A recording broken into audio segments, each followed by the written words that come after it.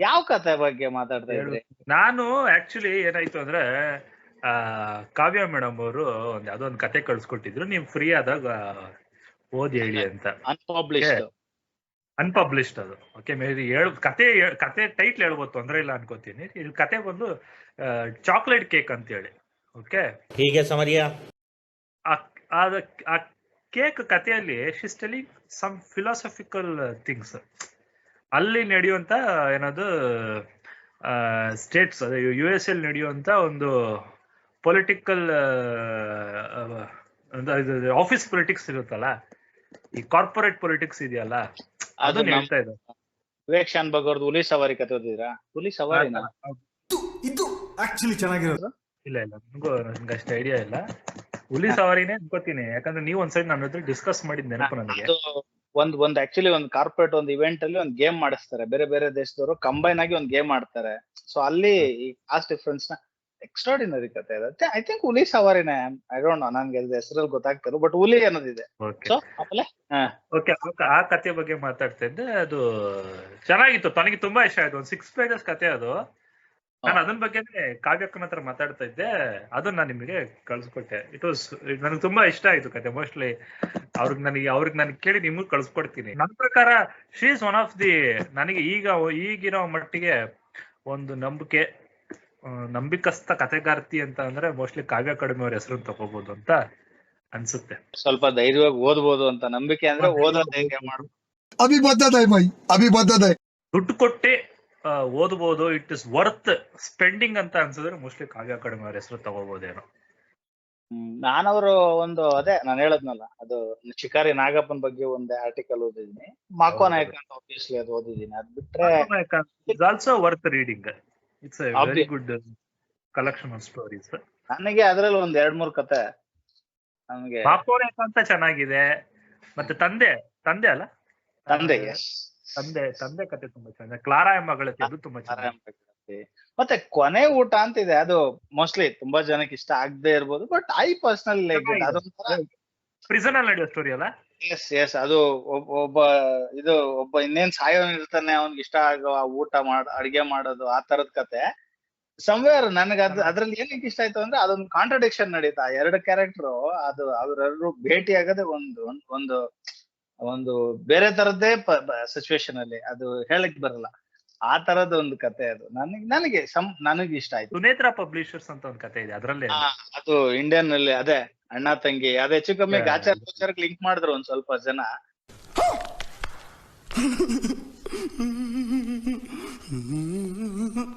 ನಾನು ಇವತ್ತು I completed ಮೊದಲನೇ ಪುಸ್ತಕ, ಚಿತ್ರದುರ್ಗದ್ದು ಕಂಬನಿಯ ಕೊಯ್ಲು. ಫೈನಲಿ ಒಂದ್ ಸೀರೀಸ್ ದಲ್ಲಿ ಒಂದ್ ಪುಸ್ತಕ ಓದಿದೀರಾ? ಓಕೆ, ದುರ್ಗಾಸ್ತಮಾನ ಓದಿದೀರಾ? ಒಂದ್ ಪುಸ್ತಕ ಓದಿದೀನಿ, ದುರ್ಗಾಸ್ತಮಾನ ಓದಿದೀನಿ. ಬಟ್ ನನಗೆ ಲಿಂಕ್ ಇವಾಗ ಮೋಸ್ಟ್ಲಿ ನಾನು ಒಂದ್ ಕಡೆಯಿಂದ ಮತ್ತೆ ಓದಿದಾಗ ಪ್ರಾಬಬ್ಲಿ ನನ್ಗದು ಸ್ವಲ್ಪ ಇನ್ನೊಂದ್ಸರಿ ಓದ್ತೀನಿ. ಅದು ಅಲ್ಲಿ ಕಂಪ್ಲೀಟ್ ದ ಸೀರೀಸ್ ಇಲ್ಲ, ಅದ್ ಕಂಬನಿಯ ಕುಯಿಲು, ರಕ್ತರಾತ್ರಿ, ತಿರುಗುಮಾಣ ಮತ್ತೆ ದುರ್ಗಾಸ್ತಮಾನ, ಈ 7 books ಅಲ್ಲಿ ದಿಸ್ 4 ಆರ್ ವೆರಿ ಗುಡ್. ಆ 3 ಪುಸ್ತಕ ಇದೆಯಲ್ಲ, ರಾಜ್ಯದಾಹ, ವಿಜಯೋತ್ಸವ ಮತ್ತೆ ಕಸ್ತೂರಿ ಕಂಕಣ, ಆ 3 ಸ್ವಲ್ಪ ನಿಮಗೆ ಬೋರಿಂಗು ಅಥವಾ ಲ್ಯಾಗಿಂಗು ಅಂತ ಅನ್ಸ್ಬೋದು. ಏನಂದೆ ಇನ್ನೊಂದ್ಸಲ? ಈ 3 ಮತ್ತೆ ಇದು, ಮತ್ತೆ ಇನ್ನೊಂದು ಏನಂತ ಅಂದ್ರೆ ಬಹಳ ದೊಡ್ಡ ಧೈರ್ಯ ಮಾಡಿದ್ದು ತರಾಸು ಅವರು ಅಂತಂದ್ರೆ, ಕಂಬನಿಯ ಕೊಯ್ಲು ಮತ್ತೆ ರಕ್ತರಾತ್ರಿಯ ಜನಪ್ರಿಯತೆಯನ್ನು ನೋಡಿ ಅವರು ತಿರುಗುಮಾಣಕ್ಕೆ 10,000 ಕಾಪಿ ಮೊದಲೇ ಮುದ್ರಣಕ್ಕೆ ಹಾಕ್ಸಿದ್ರಂತೆ. 3 ದಿನನೋ 4 ದಿನದಲ್ಲೋ ಅದು ಸೇಲ್ ಆಯ್ತು ಅನ್ನೋದು ಒಂದು ಲೆಜೆಂಡ್ ಸ್ಟೋರಿ. ಅದು ಹೆಂಗೆ ಅಂದ್ರೆ, ನಾನು ಅದ್ ನೋಡಿದ್ಮೇಲೆ ಪರ್ಟಿಕ್ಯುಲರ್ಲಿ ನೀವ್ ಹೇಳಿದ್ರಲ್ಲ ದಳವಾಯಿ ಮುದ್ದಣ್ಣ, ಅದು ಯೂಟ್ಯೂಬ್ ಅಲ್ಲಿ ಒಂದಷ್ಟು ವಿಡಿಯೋಸ್ ನೋಡ್ತಿದ್ದೆ. ಧನಂಜಯ ಮಾಡ್ಬೇಕು ಅಂತಿದ್ರು, ಉಪೇಂದ್ರ ಮಾಡ್ಬೇಕಂತಿದ್ರು, ರಜನಿಕಾಂತ್ ಮಾಡ್ಬೇಕು ಅಂತಿದ್ರು. ಪ್ರಕಾಶ್ ರಾಜ್ ಪ್ರಕಾಶ್ ರಾಜ್ ಅಲ್ಲಿ ಶೂಟಿಂಗ್ ಶುರು ಮಾಡಿದ್ರು ಅಂತ ಕೇಳಿದ್ದೀನಿ ನಾನು. ಸಿನಿಮಾ ಮಾಡೋ ಬದ್ಲಿ ಒಂದ್ ಸೀರೀಸೇ ಮಾಡ್ಬೋದು. ಈಗ ನೆಟ್ಫ್ಲಿಕ್ಸ್ ಅಲ್ಲಿ ಎಲ್ಲಾ ಕಡೆ ಈಗ ಏನ್ ಸೀರೀಸ್ ಎಲ್ಲ ಮಾಡ್ತಾರೆ, ಸೀರೀಸ್ ಮಾಡ್ತಾರಲ್ಲ, ಆರಾಮಾಗಿ ಮಾಡ್ಬೋದು. ಚೆನ್ನಾಗಿದೆ. ನನಗೆ ಇವಾಗ ಕೆಲವೊಂದು ಪುಸ್ತಕಗಳು ಓದ್ತೀನಲ್ಲ, ಅದ್ರಲ್ಲಿ ತೂಕನೂ ಇರಲ್ಲ, ತಾಳನೂ ಇರಲ್ಲ, ಭಾಷೆನೂ ಚೆನ್ನಾಗಿರೋದಿಲ್ಲ, ಏನಕ್ಕಪ್ಪ ಓದ್ತಾ ಇದೀನಿ ಅನ್ಸುತ್ತೆ. ಆ ತರ ಇಲ್ಲ. ತರಾಸು ಅವರು ಏನಕ್ಕೆ ಫೇಮಸ್ ಅಂದ್ರೆ ಇದಕ್ಕೆ, ಅವ್ರ ಭಾಷೆ ತುಂಬಾ ಚೆನ್ನಾಗಿದೆ. ಆಯ್ತಾ. ಮತ್ತೆ ಅದ್ಭುತವಾದ ಅದನ್ನು ನಿಮ್ಗೆ ತುಂಬಾ ಏನದು ವೊಕ್ಯಾಬ್ಯುಲರಿ ಸ್ಟ್ರಾಂಗ್ ಇರ್ಬೇಕು ಅನ್ನೋದೇನಿಲ್ಲ. ಒಬ್ಬ ನಾರ್ಮಲ್ ಕನ್ನಡ ಮಾತಾಡುವಂತ, ಅದು ಕನ್ನಡ ಓದುವಂತ ಒಬ್ಬ ಸಾಮಾನ್ಯ ಓದುಗ ಆರಾಮಾಗಿ ಓದುವಂತ ಪುಸ್ತಕ ಅದು. ಆ ಲೆಕ್ಕಾಚಾರಕ್ಕೆ ನಾವು ನಮ್ಮ ಇತಿಹಾಸವನ್ನ ಮತ್ತೆ ತಿರುಗಿಸಿ ನೋಡಿದ್ರೆ, ಅಂದ್ರೆ ಇತಿಹಾಸ ಅಂದ್ರೆ ನಾನು I am not particularly telling ನಮ್ಮ ರಾಜಕೀಯ ಬೇರೆ ತರದಲ್ಲಿ ಹೇಳ್ತಿಲ್ಲ, ಸಾಹಿತ್ಯವನ್ನೇ ನಾವ್ ಇನ್ನೊಂದ್ಸರಿ ರಿವಿಸಿಟ್ ಮಾಡಿದ್ರೆ ಹಳೆದಕ್ಕೆ ನಮಗ್ ಗೊತ್ತಾಗತ್ತೆ ನಾವೆಲ್ಲಪ್ಪ ಇದ್ವಿ, ನಮ್ಮ ಪರಂಪರೆ ಹೆಂಗ್ ಬಂತು, ನಾವ್ ಯಾವ ಮಟ್ಟಕ್ಕೆ ನಾವಿದ್ವಿ, ಎಲ್ಲಿಂದ ನಾವ್ ಬಂದ್ವಿ ಅಂತ ಗೊತ್ತಾಗತ್ತೆ. ಅದು ಮೋಸ್ಟ್ಲಿ ಇವಾಗ ಸ್ವಲ್ಪ ಅದೇ ಹೇಳ್ತೀನಲ್ಲ, ಒಂದಷ್ಟು ಜನ 4 ಪುಸ್ತಕ ತಗೊಂಡು ಓದಿದ್ರಾದ್ರೂ ಒಂದ್ ಸಮಾಧಾನ. ನಾವ್ ಇಷ್ಟೆಲ್ಲ ಪ್ರಯತ್ನ ಪಡೋದಕ್ಕೆ ನಾನ್ ಹೇಳೋದು. ರಕ್ತರಾತ್ರಿ ಚೆನ್ನಾಗಿದೆ, ತಿರುಗುಬಾಣ ಇನ್ನೂ ಚೆನ್ನಾಗಿದೆ, ಓದಿ ಅದು ಮಜಾ ಇದೆ. ಬಟ್ ಆಮೇಲೆ ನೀವು ವಿಜಯೋತ್ಸವ, ಕಸ್ತೂರಿ ಕಂಕಣ ಓದ್ಬೇಕಾದ್ರೆ ನಿಮ್ಗೆ ಅನ್ಸುತ್ತೆ ಏನಿದ್ ಹಿಂಗ್ ಬರ್ದ್ಬಿಟ್ರು ಅಂತ. ಮೋಸ್ಟ್ಲಿ ಆ 3 ಪುಸ್ತಕದ ಹಿರಿಮೆ ಈ ಪುಸ್ತಕ ಚೆನ್ನಾಗಿದ್ರು ಸಹ, ಮೀಡಿಯೋಕರ್ ಲೆವೆಲ್ ಇದ್ರು ಸಹ ಬಹಳ ಏನ್ ಹಿಂಗ್ ಬರ್ದ್ಬಿಟ್ರಲ್ಲ ತರಾಸು ಅವರು ಅನ್ನೋ ಲೆವೆಲ್ಗೆ ಆಗುತ್ತೆ. ಹಾಗೆ ದುರ್ಗಾಸ್ತಮಾನ ಓವರ್ಟೇಕ್ಸ್ ಎವ್ರಿಥಿಂಗ್. ಎಂತ ರೈಟಿಂಗ್ ಮರ ಅಂತ ಅದರಲ್ಲಿ ಮದಕರಿ ನಾಯಕನನ್ನ ಯುದ್ಧಕ್ಕೆ ಸಿದ್ಧ ಮಾಡಕ್ಕೆ ಆಗ ನಾಗತಿ ರಕ್ತದಲ್ಲಿ ಮುಖ ತೊಳಸ್ತಾಳೆ.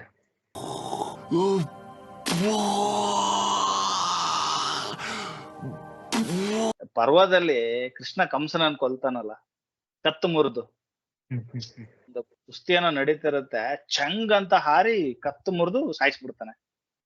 ಹಿಂಗೆ ಏನಪ್ಪ ಆ ಪಾತ್ರಗಳು ನಾವ್ ಹೇಳ್ತೀವಲ್ಲ, ಅದು ಬೆಳೆಯೋದು ಒಂದ್ ರೀತಿ. ಆ ಎಲಿವೇಶನ್ ಇದೆಯಲ್ಲ, ಅವು ಬರ್ತಾ ಇರುತ್ತೆ, ಒಂದ್ ಚಾರ್ಟ್ ಅಲ್ಲಿ ಬರ್ತಿರ್ತವೆ, ಒಂದ್ ಫ್ಲೋ ಅಲ್ಲಿ ಎಲಿವೇಟ್ ಆಗ್ತವೆ, ಒಂದ್ ಕಡೆ ಟೇಕ್ ಆಫ್ ಅಂತೀವಲ್ಲ ನಾವು, ಹಂಗಾಗ್ತದೆ. ಅದು ನನಗೆ ಬಹಳ ಮಜಾ. ಅಂದ್ರೆ ಆ ವೇರಿಯೇಷನ್ ಟರ್ನ್ ಆಗುತ್ತೆ, ಪಾತ್ರ ಹಿಂಗಿದಿದ್ ಪಾತ್ರ ಹಿಂಗ್ ಟರ್ನ್ ಆಗುತ್ತೆ, ಅದು ಬಹಳ ಮಜಾ ನನಗೆ ಓದ್ಲಿಕ್ಕೆ. ನಾನು ರಿಪೀಟ್ ಮಾಡಿ ಓದ್ತೀನಿ. ಅದರಲ್ಲಿ ಭೀಮಾ ಮತ್ತೆ ಅರ್ಜುನನ್ ಸಂಭಾಷಣೆ ನಾನು ನಿಮ್ಗೆ ಕಳಿಸಿದ್ದೆ ಅನ್ಸುತ್ತೆ. ಹೌದು, ಆ ಕಾನ್ವರ್ಸೇಷನ್ ಅಲ್ಲಿ ಹೇಗಿದೆ ಅಂದ್ರೆ ಏನಿಲ್ಲ, ನೀನ್ ಏನ್ ಮರ, ನಿನ್ ಕೈಲಿ ಏನಾಗಲ್ಲ, ನೀನ್ ಬರೀ ಹೆಂಗ್ಸ್ರ ಹತ್ರ ತೋರ್ಸ್ ನಿನ್ ಪ್ರತಾಪ ಅನ್ನೋ ತರ ಮಾತಾಡ್ತಾನೆ ಭೀಮಾ. ನಾವೆಲ್ಲ ಇಮ್ಯಾಜಿನ್ ಮಾಡಕ್ ಆಗಲ್ಲ ಆತರ. ಅಂದ್ರೆ ಭೀಮಾ ಮತ್ತೆ ಅರ್ಜುನ ಆತರ ಮಾತಾಡಿರ್ಬೋದು, ಮತ್ತೆ ಅವ್ರ ಮಧ್ಯೆ ಆತರ ಒಂದ್ ಕಾನ್ಫ್ಲಿಕ್ಟ್ ಬಂದಿರಬಹುದು ಅಂತ ನಾವ್ ಇಮ್ಯಾಜಿನ್ ಬಂದಿರುತ್ತೆ. ನಾವು ಅವ್ರನ್ನ ಒಬ್ಬ ಮಹಾಚೇತನಗಳಾಗಿ ನೋಡ್ತೀವಿ, ಓಕೆ ಅಫ್ಕೋರ್ಸ್ ನಾವು ನೋಡ್ಬೇಕಿಲ್ಲ ಅಂತ ಹೇಳೋದಿಲ್ಲ. ಬಟ್ ಆದ್ರೆ ಅವರು ಕೂಡ ನಮ್ ತರನೇ ನಾರ್ಮಲ್ ಹ್ಯೂಮನ್ ಬೀಗ್ಸ್ ಆಗಿರೋದ್ರಿಂದ ಅಫ್ಕೋರ್ಸ್ ಹಾಗೆ ಆಗುತ್ತೆ. ನನಗೆ ಇದನ್ನ ನೆನ್ಸ್ಕೊಂಡಾಗ ಇದ್ ನೆನಪಾಯ್ತು, ಗಣೇಶಯ್ಯ ಸರ್ದು ಕನಕ ಮುಸುಕು. ನೀವು ಓದಿಲ್ಲ ಅನ್ಸುತ್ತೆ. ಕನಕ ಮುಸುಕದಲ್ಲಿ ಅವರು ಬರಿಬೇಕಾದ್ರೆ ವಿಷ್ಣುವರ್ಧನ ಮತ್ತು ಶಾಂತಲೆಗೆ ಇದ್ದಿರಬಹುದಾದ ಕಾನ್ಫ್ಲಿಕ್ಟ್ ಹೇಳ್ತಾರೆ. ಯಾಕಂದ್ರೆ ವಿಷ್ಣುವರ್ಧನ ವಾಸ್ ಕನ್ವರ್ಟೆಡ್, ಜೈನರಾಗಿದ್ರು, ಅವರು ವೈಷ್ಣವರ ಕನ್ವರ್ಟ್ ಆದ್ರು ಬಿಕಾಸ್ ಆಫ್ ರಾಮಾನುಜಾಚಾರ್ಯರ ಇನ್ಫ್ಲೂಯೆನ್ಸ್ ಮೇಲೆ. ಬಟ್ ಶಾಂತಲೆ ಜೈನರಾಗಿ ಉಳಿದ್ಲು, she didn't converted to Vaishnavas. ಅಲ್ಲ ಜೈನರಾಗಿ ಇದ್ರು ಅವರು, ವೈಷ್ಣವರ ಕನ್ವರ್ಟ್ ಆಗ್ಲೇ ಇಲ್ಲ, ರಾಣಿ ಆಗಿದ್ರು ಸಹ. ರಾಣಿನ ಅವರು ರಾಜನರ್ತಕಿನ ಇಲ್ಲ, ರಾಣಿ ಆಗಿದ್ರಲ್ಲ ಅವರು. ವಿಷ್ಣುವರ್ಧನನ ಮಡದ್ ಯಾಕೆ, ಓಕೆ, ಮುಂಚೆ ಬಿಟ್ಟಿದೇವ ಆಗಿರ್ತಾನೆ, ಬಿಟ್ಟಿದೇವದಿಂದ ವಿಷ್ಣುವರ್ಧನ ಆಗ್ತಾನೆ. ಬಟ್ ಈಕೆ ಶಾಂತಲೆ ಆಗಿದ್ದು, ಶಾಂತಲೆಯಾಗಿ ಉಳಿತಾಳೆ. ಓಕೆ, ವೈಷ್ಣವರು ಮತ್ತೆ ಜೈನ ಕನ್ವರ್ಟ್ ಆದಾಗ ಒಂದು ಕಾನ್ಫ್ಲಿಕ್ಟ್ ಇರುತ್ತಲ್ವಾ, ಧರ್ಮ ಚೇಂಜ್ ಆದ ಕಾನ್ಫ್ಲಿಕ್ಟ್ ಬರ್ಲಿಕ್ಕೆ ಸಾಧ್ಯ ಇದೆ ಅಲ್ವಾ. ಇವಾಗ ಫಾರ್ ಎಕ್ಸಾಂಪಲ್ ನನ್ನ ಹೆಂಡತಿ ನಾನು ಅನುಸರಿಸುವಂತ ಧರ್ಮವನ್ನ ಬಿಟ್ಟು ಇನ್ನೊಂದು ಧರ್ಮನ ಒಪ್ಕೊಂಡ್ರೆ ನಾನು ಕೇಳ್ತೀನಿ, ಯಾಕವ್ವ ಏನ್ಕೆ ಅಂತ ಕೇಳ್ತೀನಿ. ಅದು ಆಕೆ ನೆನ್ ಕೇಳ್ತಾಳೆ, ಏನ್ಕೆ, why are you not doing ಅನ್ನೋ ಆ ಕಾನ್ಫ್ಲಿಕ್ಟ್ ಇರಬಹುದಾಗಿತ್ತು. ಅದಕ್ಕೆ ಆಕೆ ವಿಷ್ಣುವರ್ಧನ್ ಬಿಟ್ಟು ಹೋದ್ಲು ಕೊನೆ ಗಳಿಗೆಯಲ್ಲಿ ಅನ್ನೋದನ್ನ ತುಂಬಾ ಚೆನ್ನಾಗಿ ಬರ್ದಿದ್ದಾರೆ. ಸೊ ಆ ಕಾನ್ಫ್ಲಿಕ್ಟ್ಸ್ ನಮ್ಗೆಲ್ಲ ಸಿಗೋದು ಬರೀ ಸಾಹಿತ್ಯದಲ್ಲ ಅಷ್ಟೇ ಅಂತ ನನಗನ್ಸುತ್ತೆ. ಆ ಒಂದು ಕ್ರಿಯೇಟಿವ್ ಆಂಗಲ್ ನೀವು ಎಕ್ಸ್ಪ್ಲೋರ್ ಮಾಡಕ್ಕಾಗೋದು ಸಾಹಿತ್ಯದಲ್ಲಿ ಮಾತ್ರ. ಯಾಕಂದ್ರೆ ನೀವು ಇತಿಹಾಸ ತಗೊಳ್ಳಿ, ಇಲ್ಲ ವರದಿ ತಗೊಳ್ಳಿ, ಅಲ್ಲಿ ಸತ್ಯ ಹೇಳ್ಬೇಕು. ಇತಿಹಾಸ ಅಂದ್ಮೇಲೆ ಸತ್ಯ ಹೇಳ್ಬೇಕು. ನಮ್ ಇತಿಹಾಸಕಾರ ಎಷ್ಟ್ ಸತ್ಯ ಹೇಳಿದಾರೆ ಅನ್ನೋದು ಅದು ಬೇರೆ ಚರ್ಚೆ. ಅದು ಅದ್ ನಾವ್ ಈಗ ಡಿಸ್ಕಸ್ ಮಾಡ್ಲಿಕ್ಕೆ ಆಗಲ್ಲ. ಅದೆಲ್ಲೆಲ್ಗೂ ಹೋಗುತ್ತೆ ಅದ್ ಮತ್ತೆ. ಇದೊಂದು ಬದುಕಿ, ಇದೊಂದು ಜನ್ಮವೇ, ಎಂತಹ ದುರ್ವಿಧಿ, ಇದೆಂತಹ ದುರ್ವಿಧಿ. ಅದರಿಂದ ಇಂಪ್ಯಾಕ್ಟ್ ಏನಾಗಿದೆ ಅದೇ. ಹ್ಮ್ ಸೊ ನೀವ್ ಹೇಳ್ದಂಗೆ ಮೋಸ್ಟ್ಲಿ ಎಲ್ಲ only in literature it is possible. Art point of view ಅಲ್ಲಿ ನೋಡಿದ್ರೆ ನಾವು ಇನ್ನೊಂದು ನಮ್ ಕತೆ, ಕಾದಂಬರಿ, ಕಾವ್ಯಕ್ಕೆ ಆಗಿರ್ಬೋದು, ಏನಕ್ಕೆ ಆಗಿರ್ಬೋದು, conflict is the driving force ಅಲ್ವಾ? ಕಥೆನಲ್ಲಿ ಕಾನ್ಫ್ಲಿಕ್ಟ್ ಇಲ್ಲ ಅಂದ್ರೆ ನೀವ್ ಹೆಂಗ್ ಓದ್ತೀರಾ? ನಿಮ್ಗೆ ಏನಿದೆ ಮುಂದೆ ಕತೆ? ಈಗ ರಾಮಾಯಣ ತಗೊಳ್ಳಿ, ಮಹಾಭಾರತ ತಗೊಳ್ಳಿ, ಇಲ್ಲ ಸಿಂಪಲ್ ಕತೆ ತಗೊಳ್ಳಿ, ಯಾವ್ದಾದ್ರು ಕತೆ ತಗೊಳ್ಳಿ, ಒಂದ್ ಕಾನ್ಫ್ಲಿಕ್ಟ್ ಇಲ್ಲ ಅಂದ್ರೆ ಆ ಕತೆ ಓದಿ ಯೂಸ್ ಏನ್ ನಿಮ್ಗೆ? ಮತ್ತೆ ಹೇಳಿ. ಯಾವ ಕತೆ ಓದೋದು ಆಗಿ? ಕತೆ ನಾನು ಅದೇ ಮೊನ್ನೆ ಚಿತ್ತಾಲ್ರದ್ದು ಮುದಿ ಹುಚ್ಚು ಓದಿದ್ನಲ್ಲ, ಅವರ ಕಥಾ ಪ್ರಪಂಚನೇ ಭಿನ್ನ. ನಮ್ಮಲ್ಲಿ ಇರುವ ಆ ಸಣ್ಣತನ ಅಂತ ಏನ್ ಕರಿತೀವಲ್ಲ, ಅದನ್ನ ಮೋಸ್ಟ್ಲಿ ಚಿತ್ತಾಲ್ರ ಎಕ್ಸ್ಪ್ಲೋರ್ ಮಾಡ್ದಂಗೆ ಯಾರು ಮಾಡಿಲ್ಲ. ಏನ್ ಮಾತಾಡ್ತಾ ಇದ್ವಿ? ಚಿತ್ತಾಲ್ರ ಕ್ವಾಂಟಮ್ ಫಿಸಿಕ್ಸ್ ಬಗ್ಗೆ ಮಾತಾಡ್ತಾ ಇದ್ವಿ.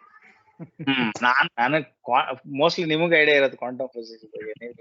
ಕ್ವಾಂಟಮ್ ಫಿಸಿಕ್ಸ್ ಬಗ್ಗೆ ಮಾತಾಡ್ಬೇಕಾದ್ರೆ ಹೌದು, ಅದು ಕ್ವಾಂಟಮ್ ಫಿಸಿಕ್ಸ್ ಬಗ್ಗೆ ಅಷ್ಟು ಓದಿಲ್ಲ ನಾನು, ತುಂಬಾ ಕಡಿಮೆ ಓದಿರೋದು ನಾನು. ಡಿಫ್ರೆಂಟ್ ನೀವ್ ಹಿಂಗ್ ಹೇಳ್ಬಾರ್ದು. ಅಲ್ಲ, ನಾವು ಬಯಾಲಜಿಕಲ್ ಸೈನ್ಸಸ್ ಕಡೆ ಹೋಗಿರೋದ್ರಿಂದ ನಮ್ಗೆ ಕ್ವಾಂಟಮ್ ಫಿಸಿಕ್ಸ್ ಇಂದ ಸ್ವಲ್ಪ ದೂರವೇ ನಾವು.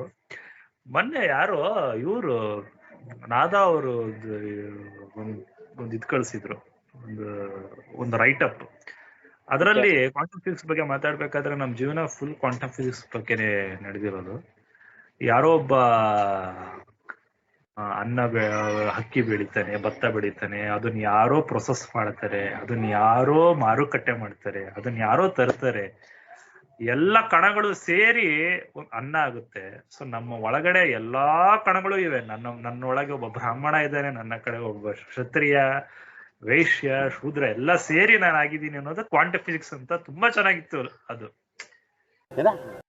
Quantum physics is nothing but that ಅಲ್ಲ, ಸ್ಮಾಲ್ ಎಲಿಮೆಂಟ್ಸ್ ಆಗಿ ಒಂದು ಸ್ಟ್ರಕ್ಚರ್ ಆಗುತ್ತೆ ಅನ್ನೋದು.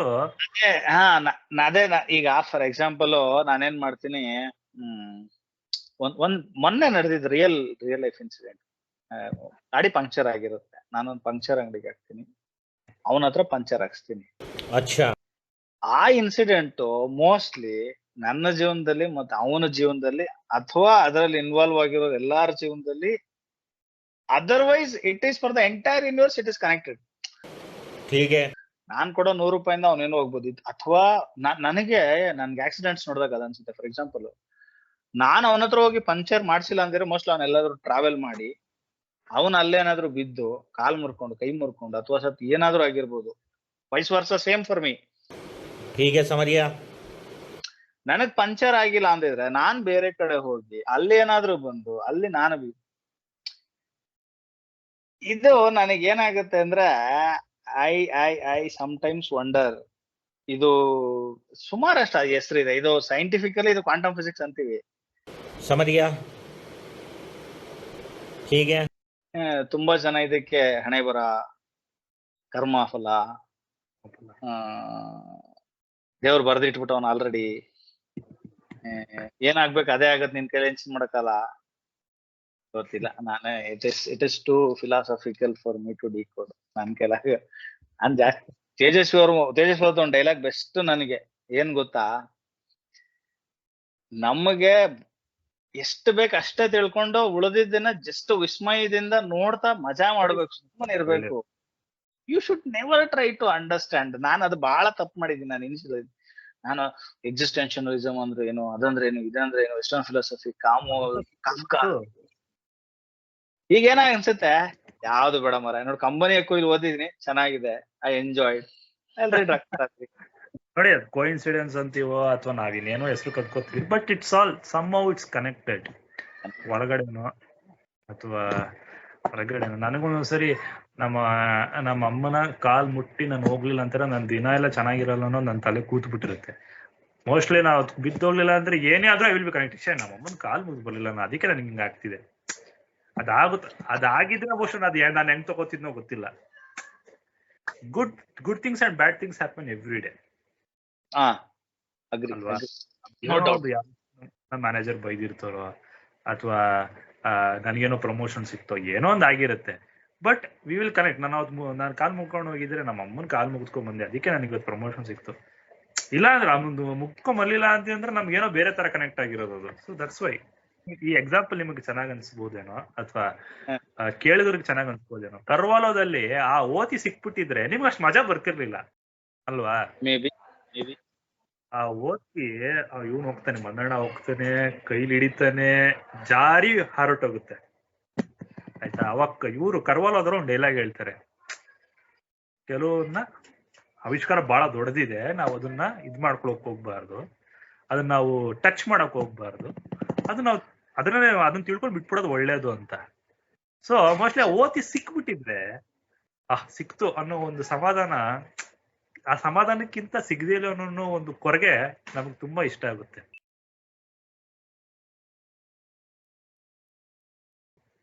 ನೀವು ಅಬ್ಸರ್ವ್ ಮಾಡಿ, ನೀವು ಒಂದ್ಸರಿ ಯೋಚನೆ ಮಾಡಿ ನೋಡಿ, ನಿಮ್ಗೆ ಅನ್ಸಲ್ವಾ? ಏನೇ ಒಂದು ಜೀವನ ಇರ್ಬೋದು, ಅಥವಾ ಒಂದ್ ಕಥೆ ಇರ್ಬೋದು, ಅಥವಾ ಒಂದು ಘಟನೆ ಇರ್ಬೋದು, ವಾಟ್ ಎವರ್ ಏನೇ ಇರ್ಬೋದು, ಆ ಇನ್ಕಂಪ್ಲೀಟ್ ಆದಾಗ್ಲೇ ಅದು ಕಂಪ್ಲೀಟ್ ಆಗುತ್ತೆ ಅನ್ಸುತ್ತೆ ನನಗೆ. ಇದನ್ನ ಹೇಳ್ಬೇಕಾದ್ರೆ ನನಗೆ ಬೇಂದ್ರೆ ಅವ್ರದ್ದೊಂದು ನಿಮ್ಗೆ ಹೇಳಿದ್ದೆ ಅನ್ಸುತ್ತೆ, ಒಂದು ಸಿಚುವೇಶನ್ ನೆನಪಾಗ್ತಾ ಇದೆ. ಬಹುಶಃ ಬೇಂದ್ರೆ ಅವರ ಒಂದು ಪೊಯಮ್ಮು ಬೇಂದ್ರೆ ಅವ್ರಿಗೆ ಟೆಕ್ಸ್ಟ್ ಆಗಿತ್ತು. ಹೇಳಿದ್ದೀರಾ? ಮರ್ತೋಗಿದ್ದೀನಿ, ಹೇಳಿ ಇನ್ನೊಂದ್ಸರಿ ಎಲ್ಲರಿಗೂ. ಬೇಂದ್ರೆ ಅವರ ಒಂದು ಪೊಯಮ್ ಬೇಂದ್ರೆ ಅವ್ರಿಗೆ ಟೆಕ್ಸ್ಟ್ ಆಗಿತ್ತಂತೆ. ಇದು ಬಹಳ ಅಪರೂಪ ಅನ್ಸಲ್ವಾ? ತನ್ನ ಪೊಯಮ್ ಅನ್ನ ತಾನು ಓದ್ತಾ ಇದ್ದೀನಿ ಅಂದ್ರೆ ಅವ್ರಿಗೆಂತ ಇದಾಗಿರ್ಬೇಡ, ಅಮೇಸ್ಡ್ ಆಗಿರ್ಬೇಡ. ಒಂದು ಪ್ರೌಡ್ ಮೂಮೆಂಟ್ ನಮಗೆ. ನಾವದನ್ನ ಇಮ್ಯಾಜಿನ್ ಮಾಡೋದಕ್ಕೆ ತುಂಬಾ ಖುಷಿ ಅನ್ಸುತ್ತೆ. ಆ ಬೇಂದ್ರೆ ಪೊಯಮ್ ನ ಇವರು ಅವ್ರ ಟೀಚರು ಎಕ್ಸ್ಪ್ಲೈನ್ ಮಾಡ್ತಿದ್ರಂತೆ ಕ್ಲಾಸ್ ಅಲ್ಲಿ. ಸೊ ಈಗ ಅವರು ಅದರ ವಿಮರ್ಶೆ ಮಾಡ್ಬೇಕಾದ್ರೆ ಬೇಂದ್ರೆ ಅವ್ರು ಎದ್ ನಿಂತ್ಬಿಟ್ಟು, ನಾನು ಈ ರೀತಿ ಬರದೇ ಇಲ್ಲ, ನೀವು ತಪ್ಪು ಹೇಳ್ತಾ ಇದ್ದೀರಾ ಅಂತ ಅಂದ್ಬಿಟ್ರು.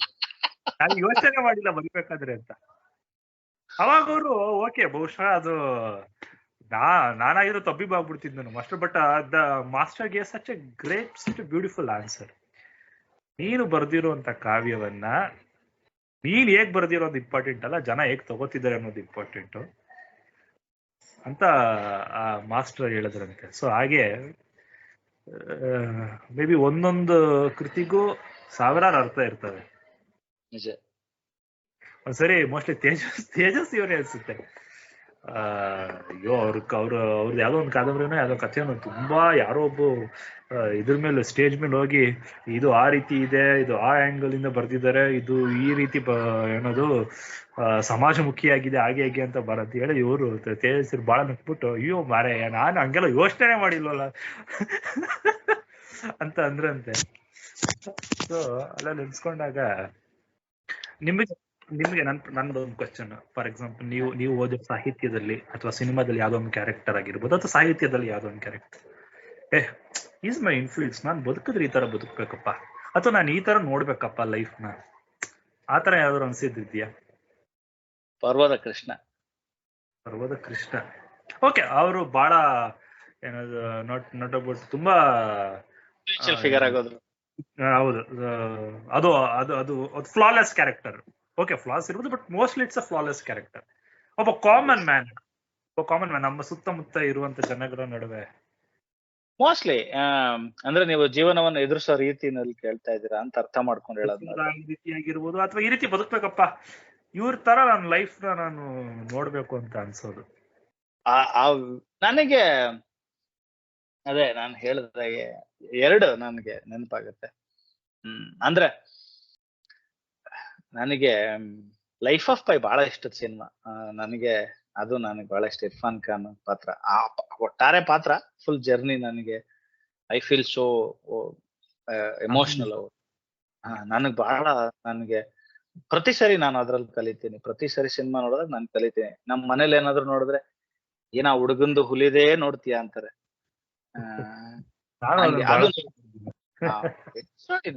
ಅದು ಒಂದು. ಸೆಕೆಂಡ್, ಮೋಸ್ಟ್ಲಿ ನಿಮ್ಗೆ ಸರ್ಪ್ರೈಸ್ ಆಗಲ್ಲ ಇದು, ಆದ್ರೂ ಹೇಳ್ತೀನಿ, ಶಿಕಾರಿಯ ನಾಗಪ್ಪ. ಶಿಕಾರಿಯ ನಾಗಪ್ಪ ಯಾಕೆ ಅಂದ್ರೆ ಹೆಂಗ್ ಬದುಕ್ಬೇಕು ಅನ್ನೋದಕ್ಕಿಂತ ಹೆಚ್ಚಾಗಿ ನಮ್ಮನ್ನ ಹೆಂಗ್ ಹಿಂಗ್ ಮೋಲ್ಡ್ ಮಾಡ್ತಾರೆ ಜನ. ಅಂದ್ರೆ ನಮ್ಮನ್ ಸರೌಂಡ್ ಆಗಿ ನಮಗ್ ಚುಚ್ಚಲಿಕ್ ಶುರು ಮಾಡ್ತಾರೆ, ಅಥವಾ ನಮ್ಮ ಬ್ಲಡ್ ನ ಸಕ್ ಮಾಡ್ಲಿಕ್ಕೆ ಶುರು ಮಾಡ್ತಾರೆ, ಅಥವಾ ನಮ್ಮನ್ನ ಬಳಸಿ ಅವ್ರು ಬೆಳಿಲಿಕ್ಕೆ ನೋಡ್ತಾರೆ, ಅವ್ರು ಬೆಳೆ ಬೇಯಿಸ್ಕೋತಾರೆ. ನೀವ್ ಬೇಕಾದಷ್ಟು ರೀತಿಲಿ ಹೇಳ್ಕೋಬಹುದು. ಬಟ್ ಆ ಪಾತ್ರ, ಆ ತೊಳಲಾಟ ಇದೆಯಲ್ಲ, ಆ ಸಫರಿಂಗ್ ಇದೆಯಲ್ಲ, ಅದು ಮೋಸ್ಟ್ಲಿ ನನ್ಗೆ nobody can escape from that ಅನ್ಸುತ್ತೆ ನನಗೆ. and the way he handled the situation. Yes, ಅದು ಹ್ಯಾಂಡಲ್ ಅದೇ ಹೇಳ್ತೆ. ಸಿ, ಅವನು ಕತೆ ಶುರುವಾದಾಗ is the least confidence man. ಹೋಗ್ ಕ್ವೆಶನ್ ಮಾಡ್ಲಿಕ್ಕೂ ಧೈರ್ಯ ಇಲ್ಲ ಪುಣ್ಯಾತ್ಮನಿಗೆ. ಯಾರೋ ಕರೆದ್ರು ಅವ್ರ ಮನೆಗೆ ಹೋಗ್ಬಿಡ್ತಾನೆ. ಆ ಧೈರ್ಯನೇ ಇಲ್ಲ. ಮತ್ತೆ ಅಲ್ಲಿರೋ ಮನೇಲಿರೋ ಒಬ್ಬ ವ್ಯಕ್ತಿನ ಅಣ್ಣ ಅನ್ಕೊಳ್ಳೋದು, too much of overthinking, too much of conflict. But ಬೆಳೀತಾ ಬೆಳೀತಾ ಬೆಳೀತಾ ಬೆಳೀತಾ ಫೇಸ್ ಮಾಡ್ತಾ ಮಾಡ್ತಾ, ಅಂದ್ರೆ ಅದು ಆ ಮನುಷ್ಯನ್ಗೆ ಆಬ್ಸ್ಟಿಕಲ್ ಬಂದಂಗೆಲ್ಲ ಒಂಥರ he will try to be stronger. ನನಗೆ ಮೋರ್ ಓವರ್ ನಾನು ಶಿಕಾರಿ ಫಸ್ಟ್ ಟೈಮ್ ಓದಾಗ ಏನಾಗಿತ್ತು ಅಂದ್ರೆ, ಆಲ್ಮೋಸ್ಟ್ ನಾನು ಅದೇ ಸ್ಟೇಟ್ ಅಲ್ಲಿ ಇದೆ ಲೈಫಲ್ಲಿ. ನನಗೆ ಕೆಲಸ ಇರ್ಲಿಲ್ಲ. ಆಮೇಲೆ ಫ್ರೆಂಡ್ಸ್ ಎಲ್ಲ ನನ್ನನ್ನ ಟಾರ್ಗೆಟ್ ಮಾಡ್ಲಿಕ್ಕೆ ಶುರು ಮಾಡಿದ್ರು. And they started to talk about me in my on my back. ನನಗೆ ಗೊತ್ತಾಗ್ತಾ ಇತ್ತು ಅದು. ನಾನು ಅವಾಗ ಡೈರಿ ಎಲ್ಲ ಬರ್ದಿಟ್ಟಿದೆ. ನಾನು ಆ ಡೈರಿ ಎಲ್ಲ ಒಂದ್ 5-6 ವರ್ಷ ಅಂದ್ರೆ ಒಂದ್ ಲೆವೆಲ್ಗೆ ಗೊತ್ತಿಲ್ಲ. ನಾನು ಅದನ್ನ ಓದ್ದಾಗ ಏನ್ ಬರ್ತಿದೆ ಗೊತ್ತಾ, ನನ್ ಮೇಲೆ ಯಾರೋ ಮಾಟ ಮಂತ್ರ ಮಾಡಿದಾರೆ ಅನ್ಸ್ತಾ ಇದೆ. ನನ್ಗೆ ಏನ್ ಬರ್ದಿಟ್ಟಿದೆ ನಾನು, ಏನಪ್ಪ ಅದೆಲ್ಲ ಅವಾಗ ಅನ್ಸ್ತಾ ಇತ್ತು. ನೀವು ಒಂದ್ ಶಿಕಾರಿ ಬರಿಬೋದಾಗಾದ್ರೆ. ಶಿಕಾರಿನ್ ಬೇರೆ, ನಾನೇ ಎಲ್ಲ ಅದು ಬಿಡಿ. ಅಲ್ಲ, ಶಿಕಾರಿನ್ ನಾನೇ ಎಲ್ಲ ಯಾರು ಬರೆಯಕ್ಕಾಗಲ್ಲ. ಚಿತ್ತಾಲ್ರೆ ಮತ್ತೆ ಬಂದ್ರು ಬರೆಯಕ್ಕಾಗತ್ತಲ್ಲ ಗೊತ್ತಿಲ್ಲ. ಇರ್ಲಿ ಬಿಡಿ. Some characters cannot be recreated. Ever. Hade Venkata, ಅಯ್ಯೋ ಹಡೆ ವೆಂಕಟ ನನಗೆ ಬಹಳ ಅಮೇಜಿಂಗ್ ಕ್ಯಾರೆಕ್ಟರ್ ಅಲ್ಲ ಅದು. ಅಷ್ಟು ಜೀವನ ಪ್ರೀತಿ ಒಬ್ಬ ಮನುಷ್ಯನಿಗೆ ಇರ್ಲಿಕ್ಕೆ ಸಾಧ್ಯವಾ? ಇದು ಇರುತ್ತೆ, ನಾನ್ ನೋಡಿದ್ದೀನಿ. ಇರುತ್ತಾರೆ, ನಾನು ನೋಡಿದ್ದೀನಿ, ಅದಕ್ಕೆ ಕೇಳ್ತಾ ಇದ್ದೇನೆ ಅಂತ. ಆ ತರ ಬದುಕಕ್ ನನಗೆ ತುಂಬಾ ಇಷ್ಟ. ನನಗ್ ತುಂಬಾ ಇಷ್ಟ. ಆ ಕಥೆಯನ್ನು ಓದಿದಾಗಲೂ ನನಗೆ ಬಹಳ ನನ್ನ ಮೇಲೆ ನನಗೆ ಬಹಳ ಬೇಜಾರಾಗುತ್ತೆ. ಮತ್ತೆ I will feel very jealous about that man, Hade Venkata. ಅಲ್ಲ, ಏನೇನ್ ನಡೀತಿದೆ ಅವನ ಜೀವನದಲ್ಲಿ, ಮೈ ಗಾಡ್. ಅವನ್ ಲೈಫಲ್ಲಿ ಏನೂ ಇಲ್ಲ, ನಥಿಂಗ್. ಚಿಂತೆ ಚಿತ್ರಾನ್ನ ಆಗಿದೆ. ಅವನ್ ಮಗ ಆ ರೀತಿ ಇದ್ದಾನೆ, ಗಡು ಬಡತನ. ಆ ಬಡತನದಲ್ಲೂ ಅವ್ನ್ ಯಾವ್ದೋ ಅಜ್ಜನಿಗೆ ಊಟ ಮಾಡ್ಸಕ್ ಹೋಗ್ತಾನೆ, ಮತ್ತೆ ಆ ಅಜ್ಜ ಅವನಿಗೆ ಬೈತಿರ್ತಾನೆ, ಅದನ್ನು ಗೊತ್ತಿರುತ್ತೆ. ನಿಜವಲ್ಲೂ ಸಖತ್ ಕ್ಯಾರೆಕ್ಟರ್ ಅದು. ನನಗೆ ಹಡೆ ವೆಂಕಟ ತುಂಬಾ ಇಷ್ಟ. ಆತರ ಬದುಕ್ಲಿಕ್ಕೆ ಮೋಸ್ಟ್ಲಿ ಸಾಧ್ಯ ಇಲ್ಲ. ಬಹಳ ಕರೇಜ್ ಬೇಕು, ಕೊಡಬೇಕು. ಏನ್ ತಮಾಷೆನಾ ಹಡೆ ವೆಂಕಟನ್ ತರ ಬದುಕೋದು ಅಂದ್ರೆ ಕ್ವೈಟ್ ನನ್ ಕೈಲಿ ಆಗಲ್ಲ ಅನ್ಸುತ್ತೆ, ಗೊತ್ತಿಲ್ಲ. ಹಡೆ ವೆಂಕಟ ನೋಡಿದ್ರೆ ನನಗೆ ಇವರು ಯಾವ್ದು ತಿಥಿದು ಘಟಪ್ಪ ನೆನ್ಪಾದಂಗ ಆಗುತ್ತ. ಟೈಗರ್ ಕೊಡಿ.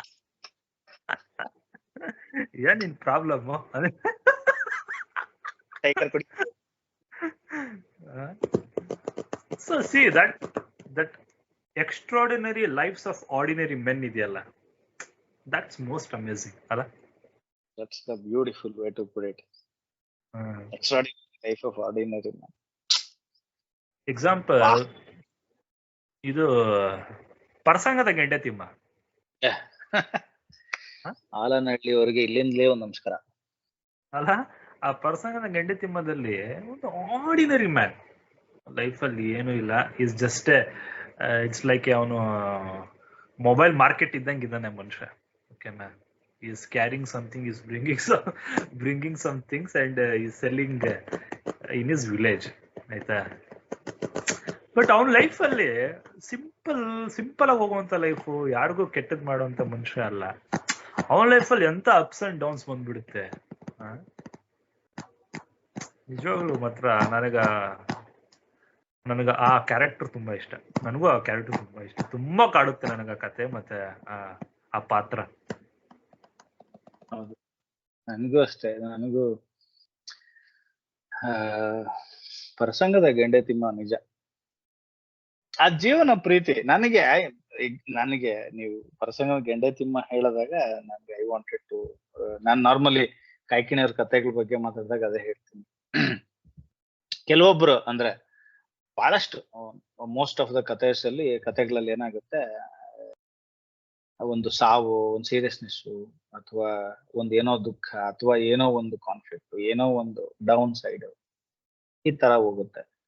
ಕಾಯ್ಕಿಣಿಯವ್ರ ಕಥೆಗಳು ನೋಡಿದ್ರೆ ಅವರಲ್ಲಿ ಬಹಳ ಕಡಿಮೆ ಸಾವು, ನೋವು, ದುಃಖ, ಏನೋ ಕಷ್ಟ, ಏನೋ ನರಕ, ಏನ್ ಆಗ್ತಾನೆ ಇಲ್ಲಪ್ಪ ಈ ಪ್ರಪಂಚದಲ್ಲಿ ಬದುಕಕ್ಕೆ, ಏನ್ ಹೋಗ್ಬಿಡ್ಬೇಕು ಸುಸೈಡ್ ಮಾಡ್ಕೊಂಡು ಅನ್ನೋ ಪಾತ್ರಗಳೇ ಇಲ್ಲ. ಅಂದ್ರೆ ಅವ್ರ ಪಾತ್ರಗಳೆಲ್ಲಾನು ಆತರ ಸ್ಟೇಟ್ ಅಲ್ಲಿ ಇರ್ತವೆ, but they are enjoying, they are just living their life.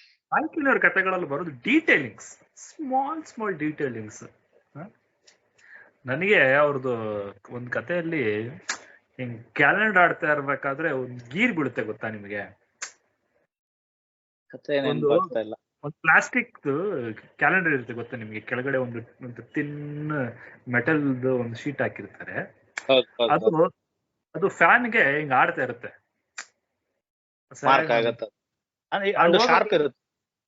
ಅದು ಮಾರ್ಕ್ ಆಗುತ್ತೆ. ಆ ಮಾರ್ಕಿಂಗ್ ಡೀಟೇಲ್ಸ್ ಹೇಳ್ತಾರೆ ಕಥೆಲಿ ಓದ್ಬೇಕಾದ್ರೆ. ಆ ತರ ಮಾರ್ಕ್ ಆಗಿತ್ತು ಆ ಇದ್ರ ಮೇಲೆ, ಆ ಗೋಡೆ ಮೇಲೆ ಅನ್ನೋದು. ಆಮೇಲೆ ಅವರ ಮನೆ, ಒಂದು ಕತೆ ಪಾತ್ರದ ಮನೆ ಒಳಗಡೆ ಬಿಸಿಲುಕೋಲ್ ಬೀಳುತ್ತೆ. ಮೇಲ್ಗಡೆಯಿಂದ ಯಾರೋ ಬ್ಯಾಟ್ರಿ ಬಿಟ್ಟಿದ್ದಾರೆ ಅಂತ ಹೇಳ್ತಾರೆ ಅವ್ರದ್ದು. ಈ ಮೆಟಾಫರ್ ಕಾಯ್ಕಿಣಿಯವ್ರ ಕಥೆಗಳಲ್ಲಿ ಏನಾಗುತ್ತೆ ಅಂದ್ರೆ, ಈ ಹುಳು ಇರುತ್ತಲ್ಲ, ಬಟರ್ಫ್ಲೈ ಆಗುತ್ತೆ, ಏನಂತಾರಲ್ಲ ಅದಕ್ಕೆ ಹುಳಗೆ, ಹುಡತಿ ಹುಳನ, ಚಿಟ್ಟೆ ಆಗೋದು ಏನ್ ಹುಳ ಹೇಳಿ? ಒಂದು ಹುಳ ಇರುತ್ತೆ, slowly it will converted to butterfly. Caterpillar butterfly ಆಗುತ್ತೆ. ಆ ಟ್ರಾನ್ಸಿಷನ್ ಎಷ್ಟು ಕ್ವಿಕ್ ಆಗಿರುತ್ತೆ ಅಂದ್ರೆ, ನೀವು ಕಣ್ಣು ರೆಪ್ಪೆ ಆಡ್ಸೋದಕ್ಕಿಂತ ಕ್ವಿಕ್ ಆಗಿರುತ್ತೆ. ಆ ಕ್ವಿಕ್ನೆಸ್ ಅಲ್ಲಿ ಕಥೆಗಳು, ಕಾಯ್ಕಿಣಿಯವ್ರ ಕಥೆಗಳಲ್ಲಿ ಬಂದು ಹೋಗುತ್ತೆ. ಆ ಮೂಮೆಂಟ್ ನಮ್ ಕೈಲಿ ಕ್ಯಾಪ್ಚರ್ ಮಾಡಕ್ಕಾಗಲ್ಲ ಅನ್ಸುತ್ತೆ ನನಗೆ. ಪ್ರತಿ ಕಥೆಲೂ ಅನ್ಸುತ್ತೆ ನನ್ಗೆ ಎಲ್ಲೋ ಒಂದ್ ಮ್ಯಾಜಿಕ್, ಒಂದ್ ಟ್ರಾನ್ಸಿಷನ್, ಒಂದ್ ಒಂದ್ ಸೆಕೆಂಡ್ ಅಲ್ಲಿ ಹಿಂಗಾಗುತ್ತೆ. ಅದು ಎಲ್ಲಾಯ್ತು ಗೊತ್ತಾಗಲ್ಲ. ಆಮೇಲೆ ಸ್ಲೋ ಆಗಿ ಎಲ್ಲೋ ಬಂದೋಗಿದೆ, ಗೊತ್ತಾಗ್ತಲ್ಲ, ಚೆನ್ನಾಗಿದೆ ಅಷ್ಟೇ. We have to enjoy. ಅದನ್ನ ನಾವು ತುಂಬಾ ರಿವ್ಯೂ ಮಾಡಕ್ ಹೋಗ್ಬಾರ್ದು. ಕಾಯ್ಕಿಣಿಯವ್ರಿಗೂ ಇನ್ನೊಂದ್ ಮೀನಿಂಗ್ ಹುಡ್ಕಕ್ ಹೋಗ್ಬಾರ್ದು. ಇದಕ್ಕೆ ಏನ್ ಮೀನಿಂಗು, ಇಲ್ಲ ಫಿಲಾಸಫಿಕಲಿ ಏನ್ ಹೇಳ್ತಾವ್ರೆ, ನಮ್ ಲೈಫ್ಗೆ ಇದಕ್ಕೆ ಅರ್ಥ ಏನಿದೆ. ಮೋಸ್ಟ್ ಆಫ್ ಆಲ್ ಕಾಯ್ಕಿಣಿ ಕಥೆಗಳಲ್ಲಿ ಅದು ಭಾಷಾರಸ, ಅದು ಕಥಾರಸ ಇರೋದಿಲ್ಲ. ಕಥಾರಸಕ್ಕಿಂತ ಭಾಷಾರಸಕ್ಕೆ ಪ್ರಾಮುಖ್ಯತೆ. ಅದನ್ನ ಸುಮ್ಮನೆ ಎಂಜಾಯ್ ಮಾಡ್ಬೇಕು.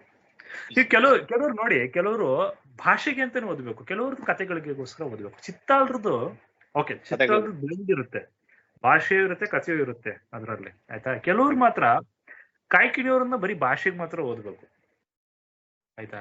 ಈ ಬೆಸಗಳಿ ರಾಮಣ್ಣ, ಈ ತೇಜಸ್ವಿ ಅವ್ರ ಕಥೆಗಳು, ಈ ಕುವೆಂಪು ಅವ್ರ ಕಥೆಗಳು, ಅಲ್ಲಿ ಒಂದು ಸ್ಟ್ರಕ್ಚರ್ ಇರುತ್ತೆ. ಓ ಹಿಂಗಾಯ್ತು, ಹಿಂಗ್ ಸ್ಟಾರ್ಟ್ ಆಯ್ತು, ಹಿಂಗ್ ಎಂಡ್ ಆಯ್ತು ಅನ್ನೋದು ಒಂದಿರುತ್ತೆ. ಬಟ್ ಇವ್ರ ಕಥೆಗಳು, ಕಾಯ್ಕಿಣಿಯವ್ರ ಕಥೆಗಳಲ್ಲಿ, ವಿವೇಕಾನಂದ ಅವ್ರ ಕಥೆಗಳಲ್ಲಿ, ಅಲ್ಲಿ ನಿಮ್ಗೊಂದು ಆ ಭಾಷೆಗೋಸ್ಕರ ಓದಕ್ ತುಂಬಾ ಇಷ್ಟ ಆಗುತ್ತೆ ಅಲ್ವಾ? ಮಹಾದೇವ್ ಅವ್ರದ್ದು ಯಾವ ಎಲ್ಲ ಓದ್ತೀರಾ? ದೇವನೂರು ಮಹಾದೇವ್ ಅವ್ರ ಬಿಡಿ, is a genius, is a brilliant story teller, no doubt in it. ಅವ್ರದ್ದು ಮಾರಿಕೊಂಡವ್ರ ಕತೆ ಓದಿದೀರಾ ಅನ್ಸುತ್ತೆ. ಅಫ್ಕೋರ್ಸ್ ಓದಿರ್ತೀರ, ಅವ್ರೆಲ್ಲ ಕತೆ ಓದಿದ್ರು. ಮಾರಿಕೊಂಡವರು ಎಂತ ಕತೆ ರೀ. ಅವನಿಗೆ ಅದು ರಿಯಲೈಸ್ ಆದ್ರೂ ಅವ್ನು ಸೋ ನಾರ್ಮಲ್ ರೀ. ಬಾ, ನಿಜವಾಗ್ಲು ಈಸ್ ಅಮೇಜಿಂಗ್. ಅವರು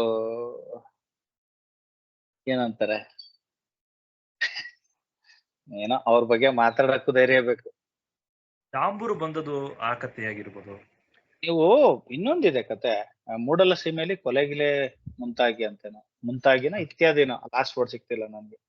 ಅದ್ರಲ್ಲಿ ಒಂದು ಆ ಕಥೆನಷ್ಟೇ, ಒಬ್ಬ ಇರ್ತಾನೆ, ಆ ವ್ಯಕ್ತಿಗೆ ಬಹಳ ಕಷ್ಟ ಇರುತ್ತೆ ಮನೇಲಿ ಅನ್ನ ಮಾಡ್ಲಿಕ್ಕೆ ಏನಿರೋದಿಲ್ಲ.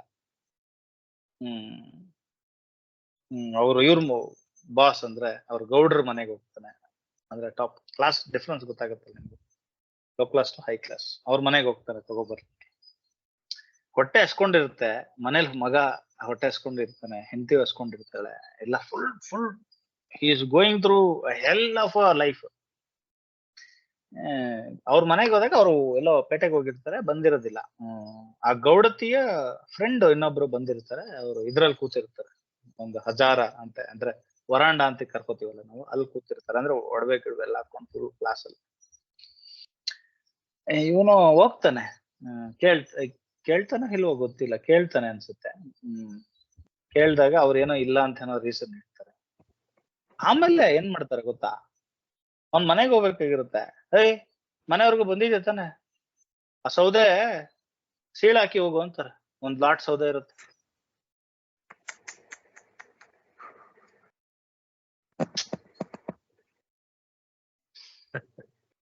ಇಲ್ಲ, ದೇರ್ ಆಲ್ ಬ್ರಿಲಿಯನ್ಸ್. ಈಗಿನ ಕಾಲದಲ್ಲಿ ಅಂತ ಕಥೆಗಳು ಸಿಗೋದು ನೀವು ಬಹಳ ಅಪರೂಪ. ಹುಡ್ಕೋಕು ಹೋಗ್ಬಾರ್ದು. ಏನ್ ಕತೆ ಗೊತ್ತಾ ತರ ನೋಡಿ, ನಮ್ಗೆ ಲಾಸ್ಟ್ ಅಲ್ಲಿ ಆ ಟ್ರಾಜಿಕ್ ಇರುತ್ತಲ್ಲ, ನನಗೆ ಆತರ ಕಥೆಗಳು ನಂಗೆ ತುಂಬಾ ಇಷ್ಟ. ಈ ದಣಿಯರ ಸತ್ಯನಾರಾಯಣ ಎಂತ ಕತೆ ರೀ! what a fantabulous story it is. ಆ ಮಗುವಿನ ಸತ್ವವನ್ನೇ ಕೊಂದು ಬಿಡುವಂತ ಕತೆ ಅದು. ಅವನಿನ್ ಜನ್ಮಕ್ಕೂ ಪಾಪ ಅವನೊಂದು ಬಾಳೆ ದಿಂಡು ತಂದು ನೆಡಬೇಕು ಅನ್ನೋದು ಒಂದ್ ತಲೆಗೆ ಬರ್ಲಿಕ್ಕಿಲ್ಲ.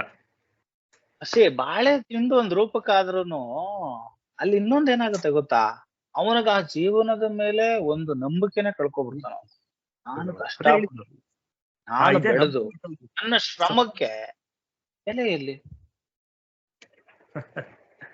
ದನಿಯರ ಸತ್ಯನಾರಾಯಣ ತುಂಬಾ ಒಳ್ಳೆ ಕಥೆಯಪ್ಪ, ನನಗೂ ತುಂಬಾ ಇಷ್ಟವಾದ ಕತೆ.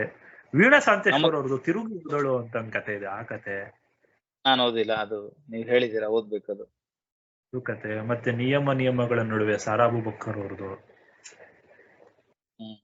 ವಜ್ರ ಕಥೆ ಇದೆ ಅನ್ಸುತ್ತಲ್ಲ. ಆಮೇಲೆ ಇವ್ರದ್ದು ಯಾವ್ದು ಲಂಕೇಶ್ ಅವ್ರದ್ದು ಮುಟ್ಟಿಸಿಕೊಂಡವ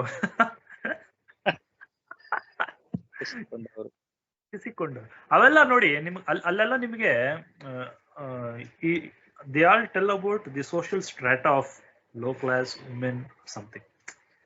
ಆಯ್ತಾ? ಅಷ್ಟು ಎಫೆಕ್ಟಿವ್ ಆಗಿ ಹೇಗೆ ಹೇಳ್ಲಿಕ್ಕೆ ಸಾಧ್ಯ? ತಿರುಗಿ ಹೋದಳು, ನಿಯಮಗಳ ನಡುವೆ, ಮುಟ್ಟಿಸಿಕೊಂಡವರು, ಮಾರಿಕೊಂಡವರು, ಇವೆಲ್ಲವೂ ಸೋಷಿಯಲ್ ಸ್ಟ್ರಾಟಾವನ್ನ ಹೇಳುವಂತ ಕತೆ. Social status of low class people and high class people and women, ಇವೆಲ್ಲ ಹೇಳುವಂತ ಕತೆ. ಇಷ್ಟು ಎಫೆಕ್ಟಿವ್ ಆಗಿ ಹೇಳಲಿಕ್ಕೆ ಸಾಧ್ಯವೇ ಇಲ್ಲ ಅನ್ಸ್ಬಿಡುತ್ತೆ ನನಗೆ. ನಾನು ಬೇರೆ ಸಾಹಿತ್ಯವನ್ನ ಓದದೇ ಇದ್ರು ಸಹ, ಓಕೆ ಅಲ್ಲೂ ಬರ್ದಿರ್ತಾವಿಲ್ಲ ಅಂತ ಹೇಳೋದಿಲ್ಲ, ಬಟ್ ಆದ್ರೆ ನನಗೇನು ಇಷ್ಟು ಎಫೆಕ್ಟಿವ್ ಆಗಿ ಯಾರು ಹೇಳಿಕ್ ಸಾಧ್ಯ ಅನ್ನೋ ಒಂದು ನನಗೆ ಒಂದು ಕ್ವಶನ್ ಬಂದ್ಬಿಡುತ್ತೆ ಅಲ್ವಾ? ನಾನು ಈ ಸೋಷಿಯಲ್ ನಾವೇನ್ ಕ್ಲಾಸ್ ಡಿಫ್ರೆನ್ಸ್ ಅಂತ ಏನ್ ಮಾತಾಡ್ತೀವಲ್ಲ, ತುಂಬಾ ಜನ ಅಂದ್ರೆ ಸ್ವಲ್ಪ ಈ ಏನಂತಾರೆ ಇಂಡಿಯನ್ ಕ್ರಿಟಿಸಿಸ್ ಮಾಡಿದ್ರೆ ಇಂಡಿಯಾ ಅವರೆಲ್ಲ ವೆಸ್ಟ್ ಬಗ್ಗೆ ಸ್ವಲ್ಪ ಬಹಳ ಜೋರಾಗಿ ಮಾತಾಡ್ತಾರೆ. ನಾನು ಅದಕ್ಕೆ ಮೊನ್ನೆ ಅಲ್ಲ, ಬಹಳ ಹಿಂದೆ ಪ್ಯಾರಾಸೈಟ್ ಅಂತ ಒಂದು ಸಿನಿಮಾ ನೋಡಿದಿರಲ್ಲ, ಆಸ್ಕರ್ ಬಂದಿದೆ. ಆ ಪ್ಯಾರಾಸೈಟ್ ನಾನು ನೋಡಿದಾಗ ಎಂಜಾಯ್ ಮಾಡಿದೆ, ಚೆನ್ನಾಗಿದೆ ಅಂತ. ಅದ್ರ ಬಗ್ಗೆ ಒಂದು ಆರ್ಟಿಕಲ್ ಯಾವ್ದೋ ವೆಬ್ಸೈಟ್ ಅಲ್ಲಿ, ಒಳ್ಳೆ ರೆಪ್ಯೂಟೆಡ್ ವೆಬ್ಸೈಟ್ ಅಲ್ಲಿ ರಿವ್ಯೂ ಹಾಕಿದ್ರು, ಬಹಳ ಡಿಟೇಲ್ಡ್ ರಿವ್ಯೂ. ಅದು ಓದ್ಲಿಕ್ಕೆ ನನಗೊಂದು 15 ನಿಮಿಷ ಆಯ್ತು. So the entire cinema, each and every bit, ಒಂದು ದೃಶ್ಯ, ಒಂದು ಫ್ರೇಮ್ ಇಂದ ಕ್ಲಾಸ್ ಡಿಫ್ರೆನ್ಸ್ ನ ತೋರಿಸುತ್ತದೆ. Every frame, every scene. ಅವನ್ ಮೆಟ್ಲತ್ ಹೋಗೋದು, ಆ ಕಲ್ಲು, ಮತ್ತೆ ಅವ್ರ ಬೇಸ್ಮೆಂಟ್ ಅಲ್ಲಿ ಯಾಕಿದ್ದಾರೆ, ಇವ್ರಿಗೆ ಮೇಲೆ ಯಾಕೆ ಜಾಗ ಇದ್ದಾರೆ, ಅವ್ರ ಮನೇಲಿ ಇದ್ದಿದ್ದ ಹಳೆ ಕೆಲಸ ಮಾಡೋಳು ಗಂಡನ ಬೇಸ್ಮೆಂಟ್ ಅಲ್ಲಿ ಯಾಕೆ ಕೂಡ ಹಾಕಿದ್ದಾರೆ? Because they belong there, they deserve that place, that is why they are there. And they can never reach there ಅನ್ನೋ ಮೆಸೇಜ್ ಅಲ್ಲಿ. ಅದು ಇಟ್ಸ್ ಕೊರಿಯಾ ವೆಸ್ಟ್ ಅಂತ ಹೇಳಲಿಕ್ಕೆ ಬರೋದಿಲ್ಲ, ಅಲ್ಲೂ ಇದೆ. ಅಲ್ಲೂ ಆ ಡಿಫ್ರೆನ್ಸಸ್ ಇದೆ. ಇದೆ, ನಾವು ಕಾಸ್ಟ್ ಬ್ಲೇಮ್ ಮಾಡೋದಿಲ್ಲ, ಅದಿದೆ. ಆ ಸಿನಿಮಾ, ಅದೇ ಸಿನಿಮಾದಲ್ಲಿ ಕಾರಲ್ಲಿ ಹೋಗ್ತಿರ್ತಾರೆ, ಹಿಂದಿನ ದಿನ ಮಳೆ ಬಂದಿರುತ್ತೆ. ಸೀನ್ ಇದೆ, ತುಂಬಾನೇ ಚೆನ್ನಾಗಿದೆ ಸೀನ್ ಅದು. ಫೋನಲ್ಲಿ ಹೇಳ್ತಿರ್ತಾರೆ, ಊರು ದೇವಡ ಸಫರ್ಡ್, ಆ ಮಳೆ ಬಂದಿದೆ, ಕುಚ್ಕೊಂಡೋಗಿದೆ, ಇವ್ರ ಮನೇಲಿರುವಂತ ಸಾಮಾನೆಲ್ಲ ಅಸ್ತವ್ಯಸ್ತ ಆಗಿದೆ, ದೇ ಹ್ಯಾವ್ ಸಫರ್ಡ್ ಲೈಕ್ ಹೆಲ್. ಇವಳು ಫೋನ್ ಮಾಡಿ, ಮಳೆ ಬಂದಿರೋದು ಬಹಳ ಒಳ್ಳೇದಾಯ್ತು, ಸ್ಕೈ ಕ್ಲಿಯರ್ ಆಗಿದೆ, ತಣ್ಣ ಗಾಳಿ ಬರ್ತಿದೆ ಅಂತ ಇವಳು ಹೇಳ್ತಿರ್ತಾಳೆ. ಅವನು ಡ್ರೈವ್ ಮಾಡ್ತಿರ್ತಾನೆ, you give that painful expression ಕೊಡ್ತಾನೆ. ಮತ್ತೆ ಆಮೇಲೆ ಆಕೆ ಅವ್ನ್ ಸ್ವಲ್ಪ ಸ್ಮೆಲ್ ಬರ್ತಿರುತ್ತೆ ಅಂತೇಳಿ ಅವಳು ಶಟರ್ನ ಇದ್ ಮಾಡ್ತಾಳೆ, ಕೆಳಗ್ ಮಾಡ್ತಾಳೆ. ಅವೆಲ್ಲ really Parasite is a wonderful movie, wonderful piece of heart. ಅದು ಕ್ಲಾಸ್, ಪ್ಯೂರ್ ಕ್ಲಾಸ್. ಅದೇ ಹೇಳ್ತೀನಲ್ಲ, ನಾವು ಮಾತಾಡ್ಬೋದು, ಏನಂತಾರೆ, ಕ್ಲಾಸ್ ಡಿಫ್ರೆನ್ಸ್ ಇದೆ. ನಾವು ಏನೇ ಹೇಳಿ, ಅದು ಕಾಸ್ಟ್ ಅಲ್ಲಿ ಇರ್ಬೋದು, ಅಥವಾ ನಮಗೆ ಪೈ ಇದೇ ಕೊಟ್ಬಿಟ್ಟಿದ್ದಾರೆ, ಬ್ರಾಹ್ಮಣ, ಕ್ಷತ್ರಿಯ, ಶೂದ್ರ, ವೈಶ್ಯ ಅಂತ. ನಮಗೆ ಅವರಲ್ಲೂ ಇದೆ ಆ ಡಿಫ್ರೆನ್ಸಸ್. ಇಲ್ಲಿ ಏನಾಗುತ್ತೆ ಅಂದ್ರೆ, ಜನ ಹೇಳ್ಬೋದು ಏನಂತ, ಅದು ಕಡಿಮೆ ಆಗ್ತದೆ, ಹೋಗ್ತದೆ, ಬರ್ತಾ ಇದೆ, ಹಂಗೆ ಹಿಂಗೆ ಅಂತ. But it is there, it was there, it will be there, no matter.